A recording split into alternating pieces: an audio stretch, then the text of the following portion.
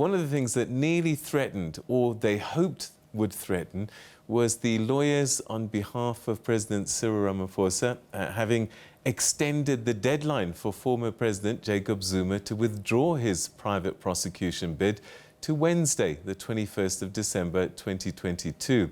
In a letter dated 18 December 2022, President Ramaphosa's lawyers contended that the certificate to privately prosecute the president is void for vagueness.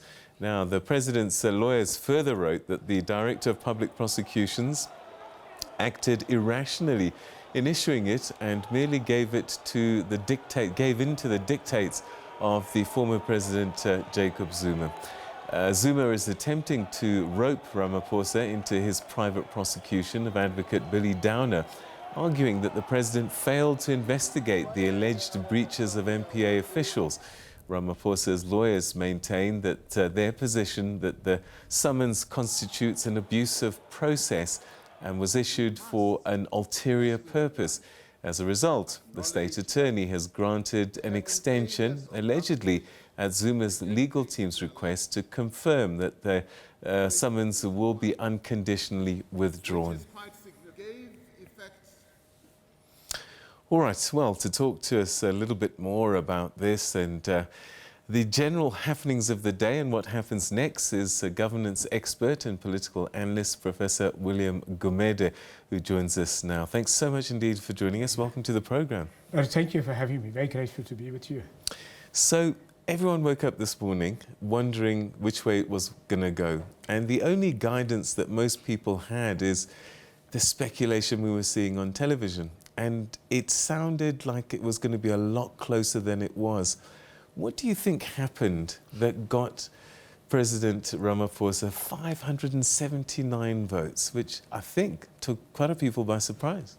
Yeah, no, absolutely, because as you know, it looked like a nail-biting finish, particularly because radical economic transformation forces really mobilized, whether it's on social media, they had mass meetings outside the venue, and then, a couple of hours just before the voting, we had those dramatic scenes where some of the provincial leaders who initially supported Ramaphosa, like Stanley Matabata, a provincial leader of Limpopo, suddenly said, we're reversing positions, and so on. And it felt like a swing, a moment of a swing. But I think what has happened clearly from a Ramaphosa point of view, the take home from Ramaphosa is clearly, he's got a branch's support.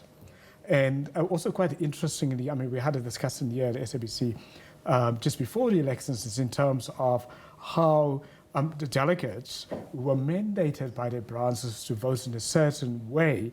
And then at the last minute, the provincial leaderships of these delegates tried to give them a new line, and how the delegates actually insisted through voting by voting according to their original mandates that they got from the branches.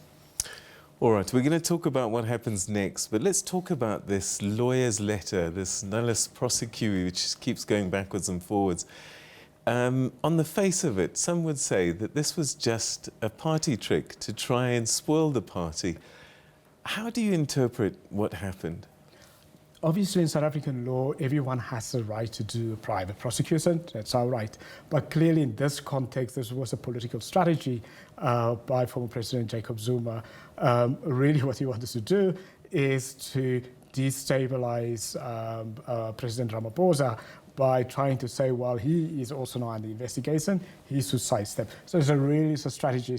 It's similar to the strategy where he came when former President Zuma walked in at the moment when President Ramaphosa was just into his stride, just to kind of destabilize him. And he knew exactly what he was doing. That's really, it's politics at work. When you do that, you want to destabilize your opponent.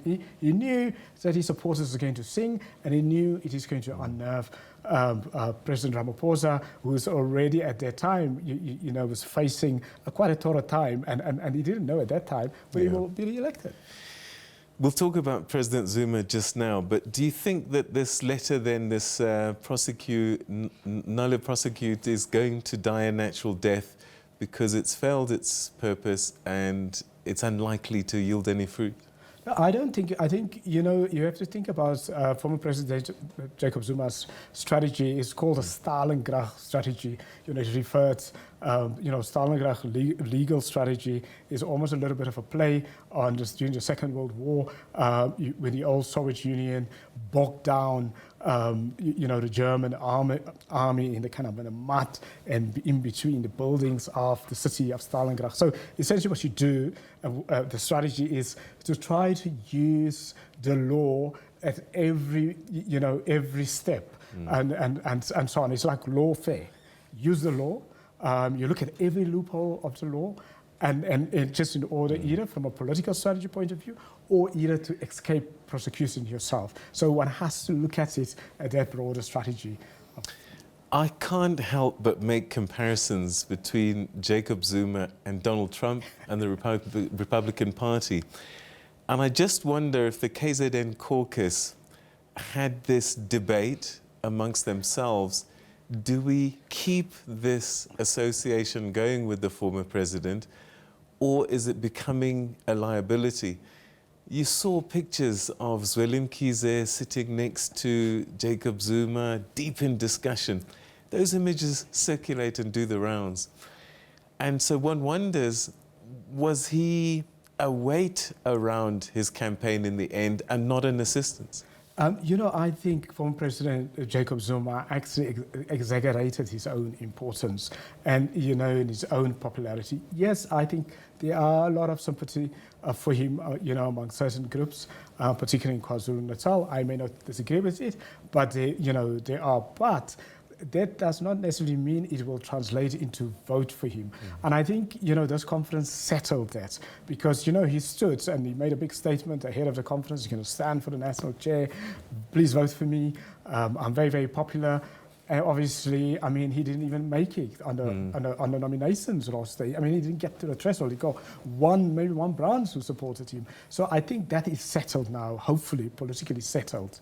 You know, this whole, because he's been using the threat of his popularity that if he's not accommodated, he's going to bring down the ANC, he's going to take the ANC's vote, and so on. And he has grassroots support from ordinary ANC members. I don't think it's the case. There may be sympathy for him, but not necessarily political support. All right, let's talk about the president who's got, it looks like, a definitive mandate for the next term. What does he do with it? I mean, you know, now he needs to do, I mean, the first thing he really needs to do now is actually reshuffle his cabinet as quickly as possible and get the talent, the competence, and the fresh bodies in there. That's absolutely crucial. You know, the second thing what he needs to do, he needs to lead. No more, you know, kicking for touch,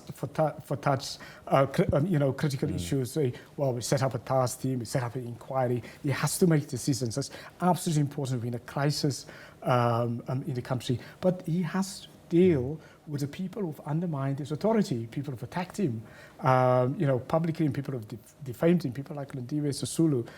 He can't bring them back in his cabinet because he will undermine his authority. And he has to deal with them in order to stamp his authority.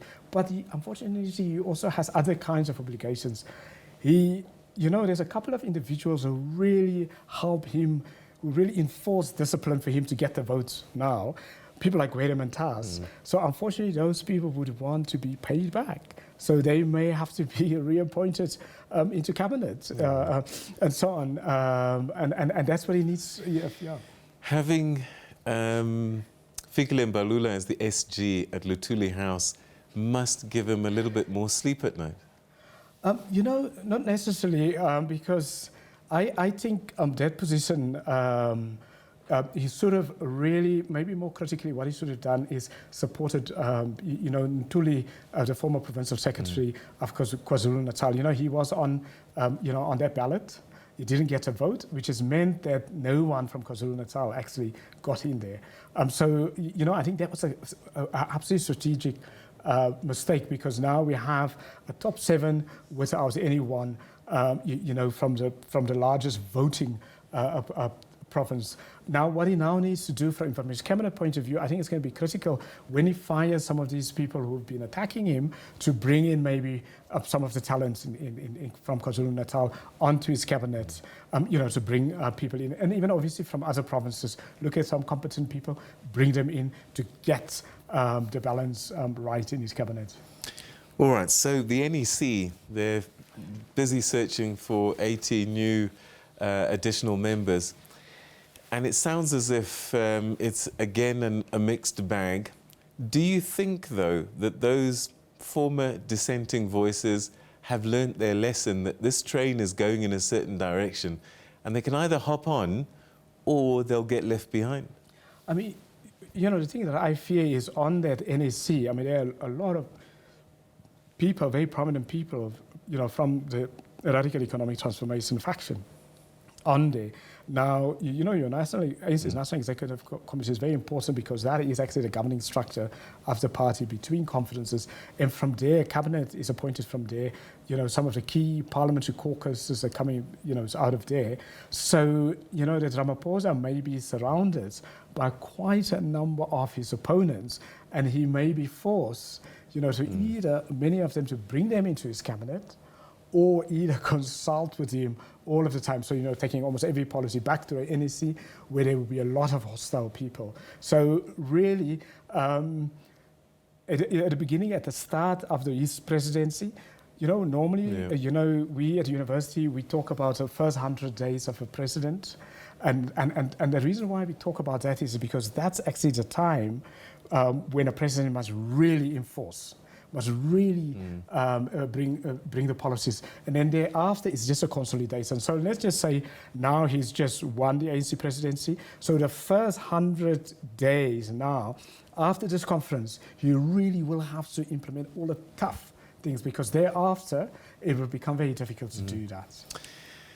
What lessons can he learn from Jacob Zuma? Because he never seemed to have issues with his NEC.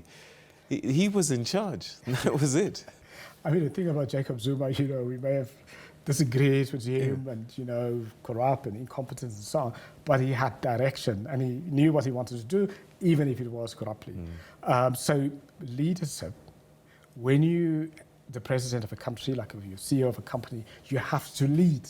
You have to make decisions. You cannot, debate forever and ever and ever. And so on. And I think that's the most important thing from the lesson from the Zuma era for Ramaphosa is he has to make decisions and he has to implement and he has to deal with people and hold people accountable. If somebody's incompetent, somebody's not delivering, somebody's corrupt, deal with that person. I suppose the first test will be that first cabinet. Yeah, absolutely. So if he doesn't get it right at that first cabinet meeting, if he doesn't get the reshuffling right, and if he doesn't, take out some of the incompetent, corrupt, and violent people out of their cabinet, bring in fresh blood, that's going to be his test. If he doesn't do that, I'm afraid to say, it is, his authority will remain to be weakened and he will be unable to make decisions going forward. Professor William Gumede, always good talking to you. Unfortunately, we always run out of time with these issues. But thanks so much indeed for joining us. Your insights always greatly appreciated.